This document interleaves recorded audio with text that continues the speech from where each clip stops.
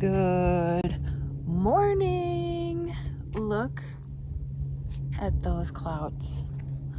Oh my gosh. I feel like I am on top of the world. Look at that. That is amazing. Every spot we come to just keeps getting better and better. It's magical. Sedona is magical, so if you haven't been here, that's the magic. And I call it majestic too. That seems to be the word that every time I see something like this, and I'm in awe every single time, even when we're driving. And majestic is the only word that I can think of. All right, let's see what we can get into today.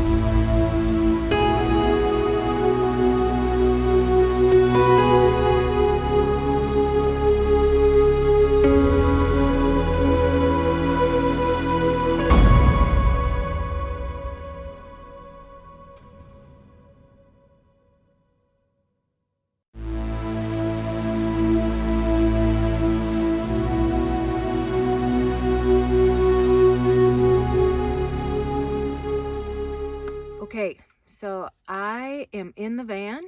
You can see. Some people have asked to see the van, like the outside and the inside. So I'm thinking maybe tomorrow I will. I'm cleaning it out today because I haven't had a chance to bring all my stuff into the house because we've been so busy. So today is Saturday. We took a drive. That's what I showed you before. And then now the rest of the day is kind of, I'm trying to get organized and I feel more settled in now. So tomorrow it'll be a week that I've been here in Sedona. So yeah, so starting to get a little more relaxed and used to this now. So, but I thought I would come in the van, and so many people have asked what I do or everything I do because I mention stuff, and that's why I said it would probably take me the rest of my days to explain things that I do. And all these things, I love to go to school. I love to learn things, and I didn't realize that till way after I was out of college and, had to pay for schooling myself. But if I found something intriguing and something I wanted to study, then I'd find a way to do it. So I actually brought my resume out here. I have my laptop right here. So if I look here, that's what I'm looking at. So I brought my resume out so I could kind of just tell you. And what's interesting, I used to be kind of, I guess I would say embarrassed by my resume because there is so much on it. But then after a while, I turned it around and thought, hey, I did all this and, these were accomplishments for me. And so then I just said, yeah, I've done that. And yeah, I've done that. Before, like, employers would be, if you didn't stay somewhere or in the same realm of a job that you had, then, they weren't going to hire you because they thought that you would go somewhere else. Well, times are a changing with work as we see, and we're not so constricted anymore into just doing one thing. And I found what works for me is that I always have multiple jobs. Um, I like to do different things because I'm interested in different things. And I think that I'm a creative, so I don't think my mind works uh, like linear. And unfortunately, because I've been in the legal field for 36, well, since I was 19, so like 37 years. And that's always been something I've been tethered to because it's always been my fallback because it pays well and it's stable, but it's not something that I really like loved. I like research. I like doing that kind of stuff, but I just took the first job I could get out of college, and I was in family law and bankruptcy. So that was a lot of fun, helping people file for divorce and for bankruptcy. Although, it helped people, but it wasn't how I thought I was going to help people. And then I've done all sorts of things. I've been in probate, real estate, patent and trademarks, um, you name it, I've done it. I've done some criminal. I have done, and then I end up in asbestos and all sorts of things in between. So I thought I would start with telling you about um, my schooling background. So I went to the University of Minnesota. I got a BA in political science. I went to Inver Hills Community College. I got a paralegal degree from there. That's an AA, associate degree. I went to nail tech and beauty school. I am a licensed esthetician. I went to International Coach Academy, so I am a certified life coach. And it wasn't just like a weekend thing. It took me like a year to get that, and it was, I think, 1,100 hours. And to me, and so I life coach people. I life coach people in all sorts of things. I helped women lose 40 pounds. And life coaching it's not about me telling you what to do. It's about me getting to, like, you know, asking you questions for how you want to do it. We all have different core values, and that's what it's based on. Have you ever talked to somebody and they're complaining about something, and then they're asking for your input, and you're like, well, I wouldn't do that. And and sometimes they tell you all the time, like they talk about the same thing and you tell them what to do, and they're like, yeah, no, because in their core values, that's not what they're going to do. So sometimes it's a waste of breath to tell somebody, we all have one of those friends that keeps bringing up the same thing, and then they ask for your input or help, and they never take it anyway. So I love being a life coach. A national personal trainer, National Academy of Sports Medicine.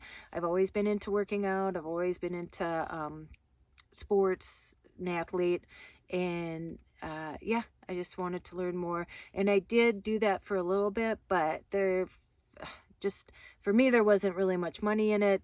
And it's just really hard to get a clientele. And I'm a single mom, so I didn't have time. That's why I kept falling back into the legal field, because I didn't have time to build something up. I needed money to keep living. And then, so that's why I always have like 5 jobs, especially since I quit the legal field. I went to the National Speakers Association Academy. I love that. I've been a Toastmasters because, believe it or not, I used to have a lot of anxiety speaking in front of people. I would get panic attacks. And somebody else said, oh, you keep saying you're gonna have Donna on. Donna isn't like, some people are comfortable in front of a camera, and I've learned to be that way just from throughout the years and what I've done. Donna is not so comfortable, so I am not gonna make her, she said she will, but just in her own time. And she's heard about some of the comments that I've gotten, some of the not so nice comments. And so, to put yourself out there, I think that she's afraid maybe that she might get some negative comments. So, I take that on, and I'm getting better at that. Believe me, I don't take it as personal anymore. I think this is a learning learning curve through being on YouTube, and especially just only for like 2 weeks with this many people watching. And so you're seeing me go through all this, right at the beginning. It's only been 2 weeks. So, um, that said, National Speakers Association, I always would do stuff to help me get better, like speaking in front of people. I have a microblading certification. I flew to Philadelphia for training to do that. And I tattoo eyebrows. So in Minnesota, you have to be a licensed tattoo artist to tattoo anything. They don't decipher between like permanent makeup or regular tattooing. I probably couldn't like give you a tattoo. If you wanted a picture of your mom on your bicep, it would be a stick figure from me. So, but if you wanted eyebrows, you'd look great. And so let's see, microblading. I'm a licensed tattoo artist. And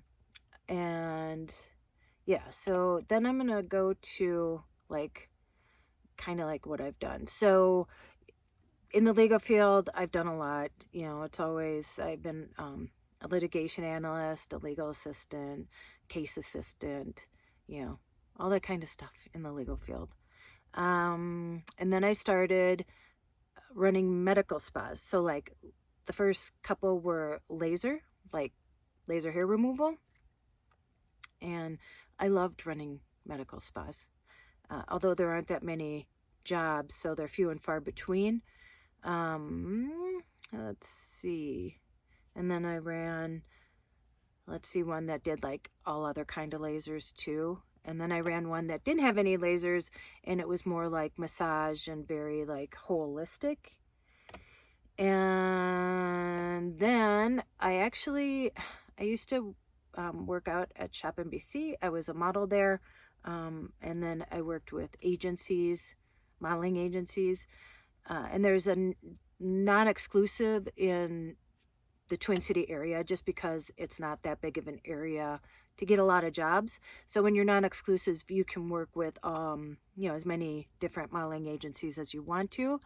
And I worked with one, and then I actually became the makeup artist with the photographer. And then I also became an agent there, and I was also a model too. And so I got all that experience there. And then Suzanne Summers came to Shop NBC, and she was selling all of her stuff, and she had all these beauty products.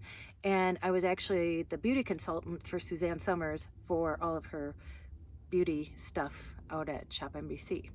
I was also the Spa to Go girl, and I got to sit and blow up hot tubs. And then I told you too that I sold personal massagers like about 3 years ago out there. And then about 3 years ago, I actually worked with Steve Martin, and what is it called? It's his band, the something steel. Oh, the Canyon Steel Rangers. Is that what they're called? They were so nice. Him and Martin Short were in town to shoot their live show, and they had to shoot their video for, it's called Caroline. It was a song, and I even got a credit on there. You can Google it. So yeah, I worked with Steve Martin. Law firm. I worked at Good Look Inc. So I did scalp micropigmentation. So if you don't know what that is, I tattooed little dots all over people's heads who didn't have hair or wanted to make it look more fuller. And so it looks like hair follicles, so like you just shaved or something. Or if it was a woman or a man who like still had hair, or maybe had a hair transplant and there were still sparse spots, that, if you did the scalp pigmentation, that it would look like it was more full. And I actually loved that job. I loved that job, but I couldn't do it.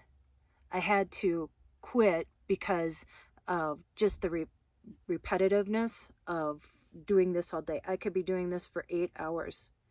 And so, so that was just in 2019 to 2020. So that wasn't that long ago. And then I've always worked as like an independent contract paralegal. So, I would work for people doing legal work. Joseph's Coat as a volunteer coordinator, plus I did other stuff there. It's a free store. It's by donation only, and so anyone could shop for free. Our demographic was, towards like the homeless, or or just people on hard times, and especially with COVID, a lot of people on hard times. So I did that. I'm also a legal process server, so I serve people legal papers. And again, I said that's why I have the conceal and carry. So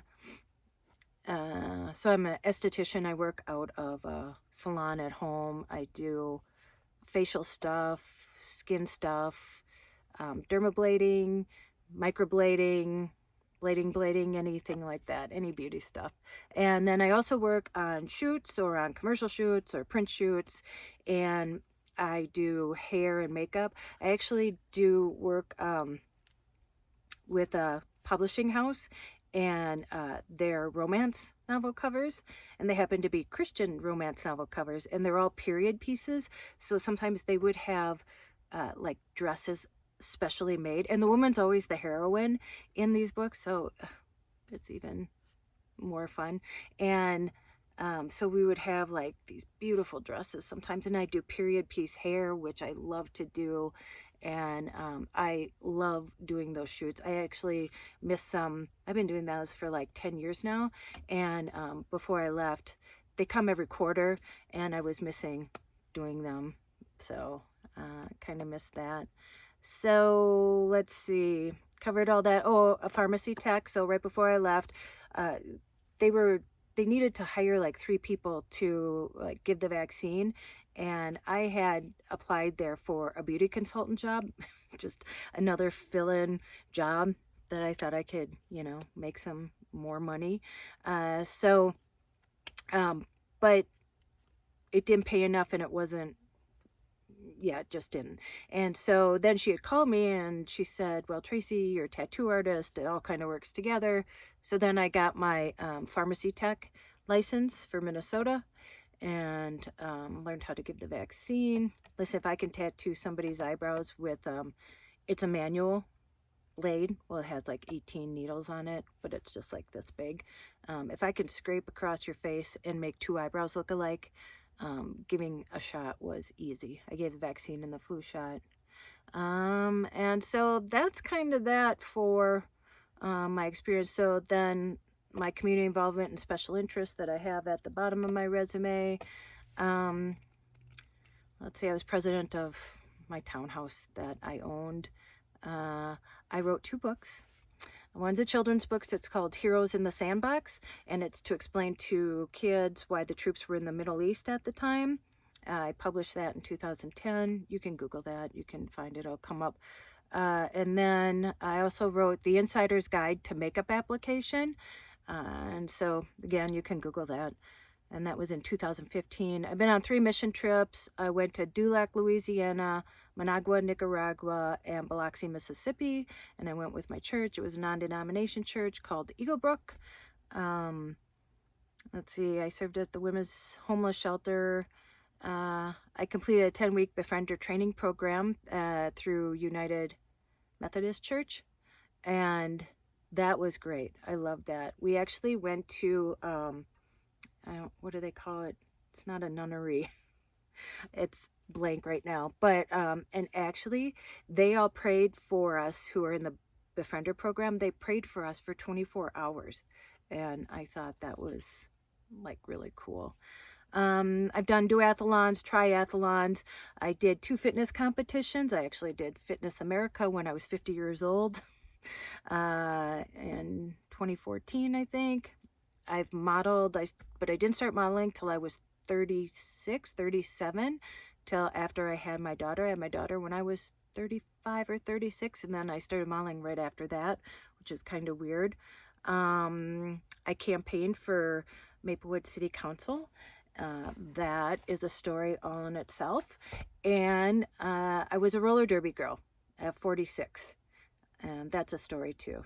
I was sugar and ice. And if you don't know, you have to, it's hard. The hardest part about being a roller derby girl is picking the name, because once you have a name, it's national, it gets retired. So you can't use that So some girls on my team, I played for the Delta Dies and for the North Star Roller Derby girls. And let's see, Tara Bitch apart. Let's see. Oh, what else is there? Oh, at the top of my, how come I can't think of anything right now? Yeah, just some really, oh, Strawberry Snatch Cake. We called her Snatch. So just some fun times, some fun girls. And when I went, I was 46 when I made the team, and I just found out I went to a boxing gym. And somebody told me about this, and she said, "Hey, we're having tryouts next week." And I used to be a good roller skater back in the high school days. You know, had the pom poms and everything. And I'm like, "Oh, why not?" And I went and tried out, and that was something else. And out of 62 people who tried out, they only picked 15 girls, and I was one of them. So that for me was a great accomplishment, especially at 46. So yeah, that kind of wraps that up. I think that's all I've done. If I can think of anything else, I will let you know. But people have asked about that, so I thought I would just address that now. Because then if I tell you something, you're like, "Oh yeah, she said she did that." So, okay, that's it. I am gonna go. It's Saturday. Again, just kind of gonna be like a night of getting things more organized and more set since I've been here. And then tomorrow morning, Donna's going to bring me to a church that she goes here sometimes, and uh, it's based off the Course in Miracles, which is interesting because my sister was really, she used to study the Course in Miracles, and my mom has read it. I think my brother read it. I tried to read it. It's very deep. And then my mom got me the tapes to listen to.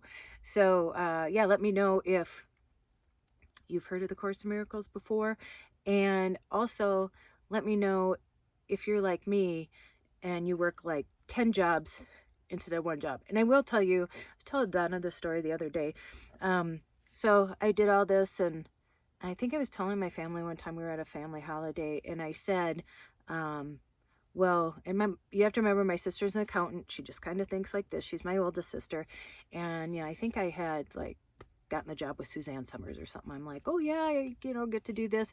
And she looked at me and she said, "Tracey, why don't you get a real job like the rest of us?"